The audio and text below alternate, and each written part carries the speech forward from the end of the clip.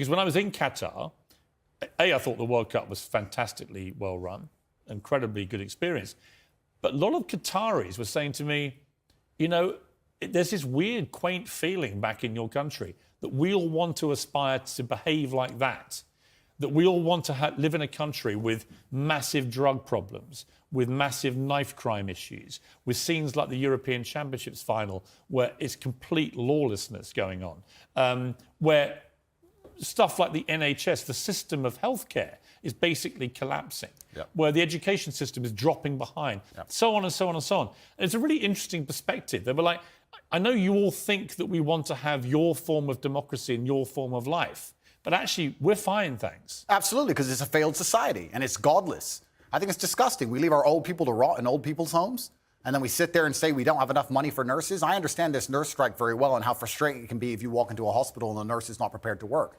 But the nurses would be prepared to work at the current wage if they believed this country was spending its money prudently. When you see this country spending its money and just absolutely wasting it, pulling it out of thin air to fund proxy wars, God knows where that has nothing to do with them, of course, as a nurse, you're going to stand up and say, well, can't I get a pay rise?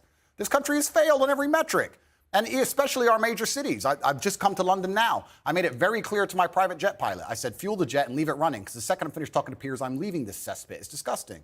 This country, and London as a whole, 10 years ago, was one of the most hospitable cities on earth. Now you cannot walk around safely with a watch on. And you're a full-grown man. You're a full-grown adult. When's the last time there's been a serious problem in your life that you completely ignored and it fixed itself? Never, ever. What are any of our politicians doing to fix any of the problems we're genuinely facing? Well, I saw today that Sadiq Khan is planning to run again for the third term of office as mayor. All I can say is everyone I know who's had any experience of crime at any level in London in the last few years has had a bad experience of the way it's been handled. You know, I mean, I can give an example. I can reveal this now. I've talked for 18 months. I got a specific death threat on one of my son's Instagram pages in public, a public comment. And it was very specific about what this person was going to do. Yeah. I couldn't use the police to evade him. We know where you live. We're going to come and kill you. And then a second one threatening my son and his mother, my ex-wife. I called in the police. I thought, I'm not having them putting death threats on my son's son. Sure. I called the police. Police investigated this. They arrested somebody over a year ago. And then I heard from the police this week that despite 18 months of investigation, of a publicly posted comment on Instagram threatening to kill me, on my son's Instagram, that they will not be able to pursue the case. Now, and I thought, imagine, I'm high profile. This was a front page of the Sun newspaper, this story. If that same man called a transgender person the wrong pronouns, he would be in trouble. Right. So doesn't it just show how absolutely asinine and banal our legal system has become? That would never happen in a country like United Arab Emirates, the place I'm now residing in, Dubai, where the leadership has common sense. And I'm saying that all the leadership structures, doesn't matter if it's Labour or Conservative, across all of it in this nation have completely and utterly failed. Sadiq Khan is a loser, because when you have a city which is losing, which London is losing in all metrics across its competitive cities around the world, and you're in charge of it, by extension, you're a loser. I will tell you right now, instead of virtue signaling and giving Qatar a hard time over their religious beliefs, what we should be doing is a treaty with Qatar to build a prison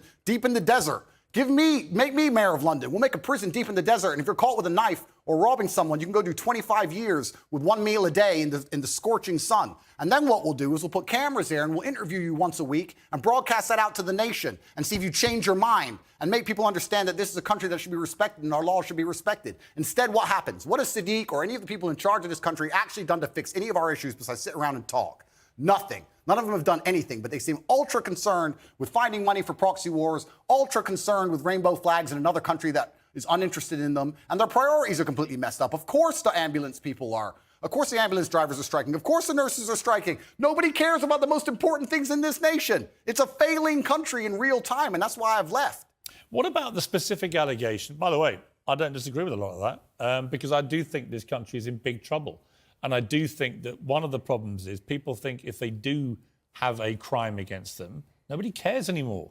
I know nobody cares. I have specific examples and people who I know personally. Absolutely and utterly nobody cares. I was in Harrods yesterday and someone tried to rob someone's watch in the middle of the store. I walk around with I have a security team of 6 full-grown men, plus me and my brother, 8 military-age males, all over 110 kilos, big men, just so I can walk around this city. It's absolutely unacceptable.